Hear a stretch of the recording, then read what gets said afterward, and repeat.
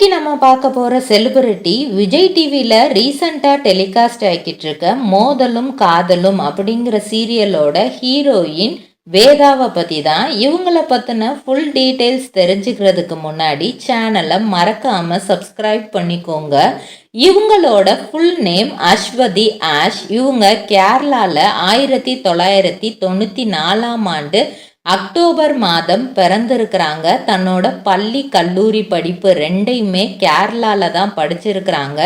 சிறு வயதில் இருந்தே இவங்களுக்கு ட்ரெஸ்ஸு விதவிதமாக ட்ரெஸ்ஸு போடுறதுக்கும் தன்னைத்தானே நல்லா மேக்கப் பண்ணிக்கணும் அப்படிங்கிற ஆசை நிறையாவே இருந்திருக்கு. பொதுவாகவே பெண்கள் அப்படின்னாலே இந்த ஆசை எல்லாருக்குமே இருக்கும். அதே மாதிரி தான் நம்ம அஸ்வதிக்கும் இருந்திருக்கு. ஆனால் அதுவே அவங்களோட மொத்த வாழ்க்கையையும் மாற்றும் அப்படிங்கிறத அவங்க அப்போ எதிர்பார்க்கலையாம். அவங்க பிகாம் டிகிரி எடுத்து படிச்சுட்டு நம்ம அந்த லைனில் எதுலையாவது போயிடலாம் அப்படின்னு முடிவு பண்ணி தான் தன்னோட பள்ளி படிப்பை முடிச்சுட்டு பிகாம் டிகிரி எடுத்து படிச்சிருக்கிறாங்க. அது முடித்து ஏதாவது பேங்க் லைன் இல்லை ஃபினான்ஷியல் லைனில் போயிடலாம் அப்படின்னு யோசிச்சுட்டு இருக்கும்போது தான் அவங்க காலேஜில் அவங்க ஃப்ரெண்ட்ஸே நீ ரொம்பவே அழகாக டான்ஸ் பண்ணுற, நீ உன்னோட காஸ்டியூம்ஸ் எல்லாமே ரொம்ப அழகாக இருக்குது அப்படிங்கிற மாதிரிலாம் இவங்கள உன்னோட அவுட்லுக் பார்க்கவே ரொம்ப சூப்பராக இருக்குது, நீ மாடலிங் ட்ரை பண்ணலாம் அப்படி இப்படின்னு சஜஷன் கொடுத்துருக்குறாங்க. அந்த சஜஷனை கேட்டுட்டு நம்ம ஏன் அதை ட்ரை பண்ணக்கூடாது, நம்மளும் அதெல்லாம் ட்ரை பண்ணி பார்ப்போமே அப்படிங்கிற மாதிரி ஃபஸ்ட்டு மாடலிங் துறையில் தான் அவங்க தன்னோட காலை பதிச்சிருக்கிறாங்க. நிறைய ஃபோட்டோஷூட், நிறைய மாடலிங் எல்லாமே பண்ணியிருக்காங்க. அந்த ஃபீல்டு அவங்களுக்கு ரொம்பவே பிடிச்சி போச்சு. இதையே தொடர்ந்து நம்ம எதுவும் சீரியல்ஸ், மூவிஸ் இதெல்லாம் பண்ணலாம் அப்படிங்கிற மாதிரி யோசிச்சுருக்காங்க. மூவிஸ் ட்ரை பண்ணியிருக்காங்க. ஆனால் அதில் அவங்களுக்கு எந்த ஆப்பர்ச்சுனிட்டிஸுமே கிடைக்கல. 2020 மலையாளத்தில் குடும்ப விளக்கு அப்படிங்கிற சீரியலில் ஒரு டாக்டர் ரோல் பண்ணுற வாய்ப்பு இவங்களுக்கு கிடைக்குது. அனன்யா அப்படிங்கிற ரோல் பண்ணுறாங்க. அந்த இதில் கொஞ்சம் மலையாள அந்த இது ரசிகர்கள் இவங்களுக்கு பிடிச்சிருச்சு. அவங்க கொஞ்சம் ஃபேன் ஃபாலோயிங் ஸ்டார்ட் ஆக ஆரம்பிக்குது. அப்போ தான் 2021 மனசின்ன நக்ரே அப்படிங்கிற சீரியலில் அஞ்சலி அபிஜித், அதாவது அஞ்சுவா எல்லாரோட மனசையுமே கவர்றாங்க.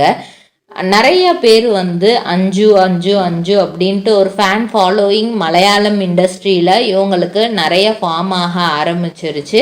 அதுக்கப்புறம் நம்ம மலையாளத்தில் மட்டும்தான் நடிக்கணுமா, ஏன் நம்ம மற்ற சீரியல்ஸும் நம்ம ட்ரை பண்ணக்கூடாது, நம்ம லாங்குவேஜில் மட்டும்தான், ஏன்னா மலையாள சேச்சிங்கிறதுனால மலையாளத்தில் மட்டும் நம்ம ட்ரை பண்ணணும் அப்படிங்கிறது இல்லை அப்படிங்கிற மாதிரி யோசித்து அவங்க என்ன பண்ணியிருக்காங்க, தெலுங்கில் ட்ரை பண்ணியிருக்காங்க. அப்போ தான் அவங்களுக்கு மனசந்த நுவ்வே அப்படிங்கிற ஒரு சீரியலில் நடிக்கிறதுக்கான வாய்ப்பு கிடச்சிருக்கு. இது 2023 ரீசண்டாக தான் ஜனவரி மந்த் இடிவியில் டெலிகாஸ்ட் ஆச்சு. இந்த சீரியலும் அவங்களுக்கு மிகப்பெரிய ஒரு ரீச்சை கொடுத்துருக்கு.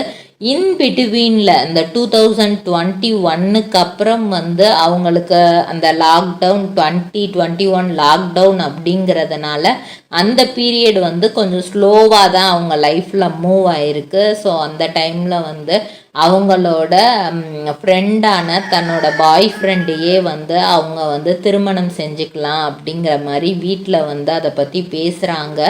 ஏன்னா இவங்க தான் ஃபஸ்ட் டைம் அவர் ப்ரப்போஸ் பண்ணியிருக்காரு. அவங்க பாய் ஃப்ரெண்ட் ப்ரப்போஸ் பண்ணதுமே இவங்களுக்கும் இவரோட நம்ம லைஃப் டைம் ஃபுல்லாக ஸ்பெண்ட் பண்ணும்போது நம்ம லைஃப் ரொம்பவே அழகாக இருக்கும் அப்படிங்கிற மாதிரி யோசித்து அவரையே அவங்க திருமணம் செஞ்சுருக்கிறாங்க. ஜூன் மாதம் 2022 தீபக் சந்திர திவாகர் அப்படிங்கிறவரை இவங்க திருமணம் செஞ்சுக்கிட்டாங்க. இவங்க ஃபிட்னஸ் அப்படின்னாலே இவங்களுக்கு ரொம்ப பிடிக்குமாம். அதுக்காக யோகா எனி டைம் அந்த யோகா டைமிங் கரெக்டாக மிஸ் பண்ணவே மாட்டாங்களாம். அதை எப்போவுமே செஞ்சுருவாங்க. ஸோ தீபக் சந்திர திவாகரை இவங்களுக்கு எப்படி தெரியும் அப்படின்னா அவரும் ஒரு மாடல். ஸோ 2 பேருமே மாடலிங் ஃபீல்டில் இருக்கிறதுனால 2 பேருக்கும் ஒருத்தர் ரொம்ப பிடிச்சிருச்சு. அது மட்டும் இல்லாமல் மிகப்பெரிய சப்போர்ட்டிவாக அவர் இருந்திருக்கிறார். இவங்களுக்கு எந்த ஒரு விஷயம் பண்ணாலும் நான் இருக்கேன், உனக்கு பேக் போனாக நான் இருக்கேன், நீ என்ன பண்ணணும்னு நினைக்கிறியோ அதை நீ தாராளமாக பண்ணு, நான் பார்த்துக்கிறேன் அப்படிங்கிற மாதிரி தான் ஒவ்வொரு தடவையும் அவர் கைடன்ஸ் கொடுத்துக்கிட்டே வராரு. அதை பேஸ் பண்ணி தான் இவங்க மலையாளம் இண்டஸ்ட்ரியில் ஆங்கரிங்லாம் பண்ணுறாங்க. அது மட்டும் இல்லாமல் காலேஜ் டைமில் இவங்க நல்லாவே டான்ஸ் பண்ணுவாங்க. ஸோ ஒரு டான்ஸராகவும் இருந்திருக்கிறாங்க. சில ஷோஸில் அந்த அவார்ட் ஃபங்க்ஷனில் ஆங்கரிங்காக இருந்தாலும் டான்ஸ் எல்லாம் கூட ஆடி இருக்கிறாங்க மலையாளம் ஷோஸில். ஸோ இந்த மாதிரி நிறைய விஷயங்கள் மலையாளம் இண்டஸ்ட்ரியில் பண்ணியிருக்கிறாங்க. அந்த டைமில் தான் தெலுங்கு இண்டஸ்ட்ரியில் வாய்ப்பு கிடச்சி அதை பண்ணுறாங்க. அந்த சீரியல் இப்போவுமே ஓடிட்டுருக்கு. தெலுங்கு ரசிகர்களையும் கவர்ந்துட்டாங்க.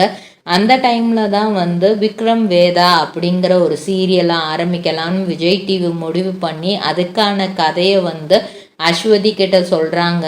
அஸ்வதியை தமிழ் இண்டஸ்ட்ரியில் எப்படி தெரியும் அப்படின்னா இன்ஸ்டாவில் இவங்க ரொம்பவே ஆக்டிவாக இருந்திருக்கிறாங்க. நிறைய அந்த கேரளா ஓரியன்ட் ஃபோட்டோ ஷூட், அது மட்டும் இல்லாமல் தெலுங்கு ஓரியன்ட் ஃபோட்டோ ஷூட் எல்லாமே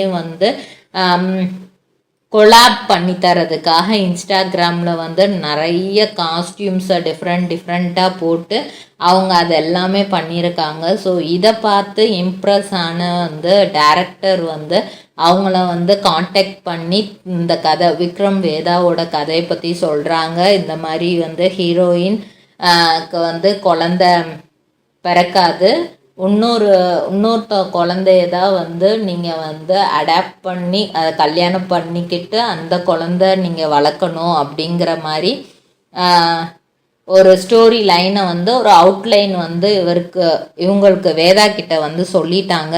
ஸோ வேதாக்கு இந்த இதை கேட்டோன்னே அவ்வளோ ஒரு இன்ட்ரெஸ்ட் இல்லை, இந்த ஸ்டோரியை பண்ணுறதுக்கு அவ்வளோ ஒரு இன்ட்ரெஸ்ட் இல்லை. ஆனால் இந்த ஸ்டோரியை பண்ணுறதுக்கு ஓகே சொன்னது நம்ம தீபக் தான். தீபக் என்ன பண்ணியிருக்காரு அப்படின்னா, நீ ஏன் இந்த ஸ்டோரி லைனை நீ ரொம்ப யோசிக்கிற, இதுவும் சொசைட்டிக்கு ஏதோ ஒரு இது சொல்ல வராங்க, இதை நீ ஒத்துக்கிட்டு நீ இதை கண்டிப்பாக பண்ணு, கண்டிப்பாக தமிழ் ரசிகர்கள்ட்ட உனக்கு ஒரு ரீச் கிடைக்கும். எவ்வளோ நாள் மலையாளம் இண்டஸ்ட்ரியில் நம்ம பண்ணினாலும் தமிழ் ரசிகர்கள்ட்ட ஒரு ரீச் கிடைக்கணுன்னா நீ இதை பண்ணு அப்படிங்கிற மாதிரி சொல்லியிருக்கிறாங்க. அதனால் அதை அக்செப்ட் பண்ணிக்கிட்டு அதை நடிக்கிறதுக்கு ஒத்துக்கிற போகையில் என்ன ஆகுது அப்படின்னா, இல்லை நாங்கள் விக்ரம் வேதாங்கிற பேரை மோதலும் காதலும் அப்படிங்கிற மாதிரி மாத்திரம். ஏன்னா விக்ரம் வேதாங்கிறது ஒரு படத்தோட பேர், அதை டைட்டிலாக வைக்க முடியாது. மோதலும் காதலும் அப்படிங்கிற மாதிரி வச்சு விக்ரம் வேதாவின் காதல் கதை அப்படின்னு கீழே சப்டைட்டில் மாதிரி கொடுத்துருவோம் அப்படிங்கிற மாதிரி டைரக்டர் சொல்லியிருக்காரு. ஃபஸ்ட்டு இவங்களுக்கு அது எல்லாமே ஒரு ஹாஃப் மைண்டடாக தான் இருந்திருக்கு, என்ன இப்படி இருக்குது அப்படின்னு சொல்லிட்டு. பட் அட் லாஸ்ட் அவங்க அதில் ஒத்துக்கிட்டு இப்போது நம்மளுக்கு வேதாவாக ரொம்ப நல்லாவே கொடுத்துட்ருக்காங்க. இன்ஃபேக்ட் வேதாக்கும் விக்ரமுக்கும் இப்போ கல்யாணம் ஆயிடுச்சு.